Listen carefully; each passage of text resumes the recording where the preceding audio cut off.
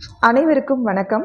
இறகு பிசியோ இந்த YouTube channel வழியாக நலம் பேசும் நான் டாக்டர் சங்கரி தேவி. இது நம்முடைய 3வது வீடியோ. இந்த வீடியோவில் நாம் பார்க்க போகிற விஷயம் என்ன அப்படின்னு பார்க்கும்போது, நாட்டில் 2 வகையான மக்கள் இருக்காங்க. ஒருத்தவங்க காலையில் எழுந்த உடனே என்ன சாப்பிடலாம், இட்லி சாப்பிடலாமா, பொங்கல் சாப்பிடலாமா, பூரி சாப்பிடலாமா, இப்படி நினைக்கிறவங்க ஒரு ரகம். இன்னொரு ரகம், ஐயையோ சாப்பிட்டா உடம்பு எடை கூடிடும், வெயிட் இன்க்ரீஸ் ஆகிடும் அப்படின்னு நினைக்கிறவங்க இன்னொரு ரகம். இந்த 2ல் நீங்கள் எந்த ரகத்தை சேர்ந்தவங்க? Break plus fast, breakfast. ஆமாம், இரவில் ஒரு 8லிருந்து 10 மணி நேரம் வரைக்கும் நம்ம வயிறு காலியாக எம்டியாக இருக்குங்க. அந்த ஃபாஸ்டிங்கை நம்ம பிரேக் பண்ணுறதுனால தான் இதுக்கு பிரேக்ஃபாஸ்ட் அப்படின்றது பேர் வந்தது. இந்த பெயரில் இப்போ பார்க்கும்போது ஒரு கார் போயிட்டே இருக்குது, அதுக்கு பெட்ரோல் வேணும் இல்லையா? பெட்ரோல் இருந்தால் தானே கார் போக முடியும். அந்த மாதிரி தான் நம்ம மனித உடலும். நமக்கு தேவையான எனர்ஜி வேணும்ல, அந்த ஃபுட் இருந்தால் தானே நம்மளால் நகர முடியும். கார் நின்றுடுச்சுன்னா அது ஓகே, பட் நம்ம உடல் நின்று போயிட்டா நம்ம என்ன பண்ண முடியும்? எஸ், இந்த மாதிரியான நிறைய பிரச்சனைகள் நம்ம பிரேக்ஃபாஸ்ட்டில் நம்ம ஸ்கிப் பண்ணும் போது வருது. என்னெல்லாம் ப்ராப்ளம்ஸ் வருது அப்படின்னு பார்க்கும்போது, number 1 first stress level increase ஆகுது. அதாவது கார்டிசோல் இது அதிகமாகிறது மூலமாக டென்ஷன், எரிச்சல் வருது. நம்ம வீட்டிலையே எல்லாரையுமே சிடுன்னு நம்ம திட்டிக்கிட்டே இருக்கிற மாதிரியான ஒரு சூழ்நிலைக்கு தள்ளப்படுறோம். அடுத்து வெயிட் கெயின். காலையில் சாப்பிடல, ஸோ ஓகே மதியானம் டபுளாக சாப்பிட்றலாம்ப்பா அப்படின்னு நம்ம நினச்சி அதிகமாக நம்ம சாப்பிட ஆரம்பிக்கிறது.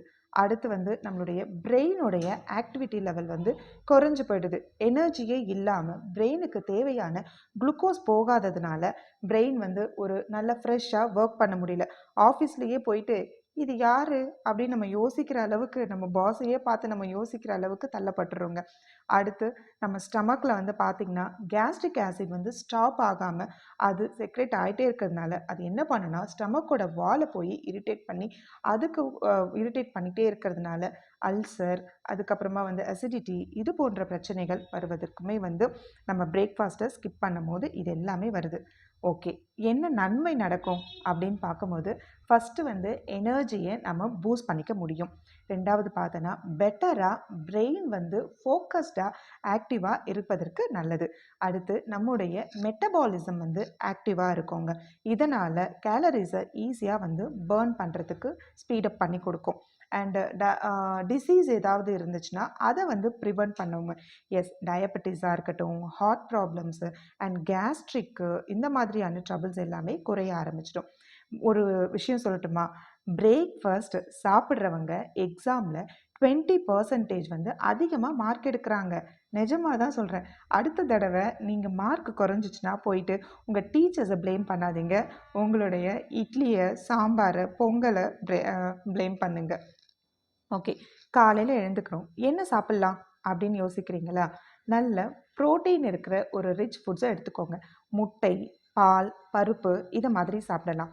இல்லை அப்புறமா கார்ப்ஸ், காம்ப்ளெக்ஸ் கார்ப்ஸ், அதாவது கேழ்வரகு, ஓட்ஸு, அதுக்கப்புறம் வீட், இதெல்லாமே எடுத்துக்கலாம். தென் ஃப்ரூட்ஸ் அண்ட் வெஜ்ஜீஸ் எடுத்துக்கிறது ரொம்பவுமே நல்லது. அண்ட் டீப் ஃப்ரைடு ஃபுட், இந்த பிரியாணி சாப்பிட்றேன், வறுத்ததை சாப்பிட்றேன், இது எல்லாத்தையுமே மார்னிங் டைமில் அவாய்ட் பண்ணிக்கிறது நல்லது.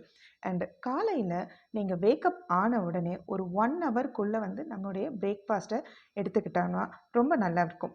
அண்டு ப்ரோட்டீன்ஸ் ரிச் ஃபுட்ஸ் எடுத்துக்கலாம், கார்ப்ஸ் எடுத்துக்கலாம், ஃப்ரூட்ஸ் எடுத்துக்கலாம். அண்டு ஓவராக சாப்பிட்றத அவாய்ட் பண்ணிவிடுங்க. குட் பிரேக்ஃபாஸ்ட் சாப்பிட்றது லக்ஸரி கிடையாதுங்க.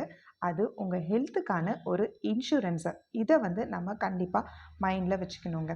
அடுத்து நம்ம ஹெல்த் அப்படின்னு பார்க்கும்போது அது ஒரு பேங்க் மாதிரி. அதில் நீங்கள் செய்கிற ஒவ்வொரு நல்ல ஹேபிட்டும் டெபாசிட்டை நம்ம போட்டு வைக்கிற மாதிரிங்க. ஆனால் நீங்கள் இந்த மாதிரி பிரேக்ஃபாஸ்ட்டெல்லாம் ஸ்கிப் பண்ணிங்கன்னா அப்படியே ஒரு பெரிய அமௌண்ட்டை வித்ட்ராவல் பண்ணுற மாதிரி ஆகிடும். ஸோ நாளைக்கு காலையில் உங்கள் ஸ்டமக்குக்கு நீங்கள் ஒரு கிஃப்ட் கொடுங்க, ஒரு ஹெல்த்தியான பிரேக்ஃபாஸ்ட்டை கொடுங்க. இல்லைன்னா உங்கள் ஸ்டமக் என்ன பண்ண தெரியுமா, உங்களை பனிஷ் பண்ணும். எப்படி பனிஷ் பண்ணும்? அசிடிட்டி கொடுத்துரும், அல்சர் கொடுத்துரும், ஒரு மாதிரி மூட் ஸ்விங் கொடுக்கும். லஞ்ச் பாக்ஸில் இந்த பிரியாணி இதெல்லாம் நம்ம பார்த்தோன்னே அப்படியே நிறைய சாப்பிட்லாம் அப்படின்ற ஒரு ஒரு எண்ணத்தை வந்து நமக்கு உண்டு பண்ணி கொடுத்துருங்க. ஸோ லைஃப்பில் டென்ஷனாக இருக்கிறது, மீட்டிங்கு, பில்லு இது எல்லாமே லேட்டராக ஹேண்டில் பண்ணிக்கலாம். ஆனால் பிரேக்ஃபாஸ்ட் சாப்பிட்றத ஃபஸ்ட்டு சாப்பிடுங்க. That's your first meeting to your health.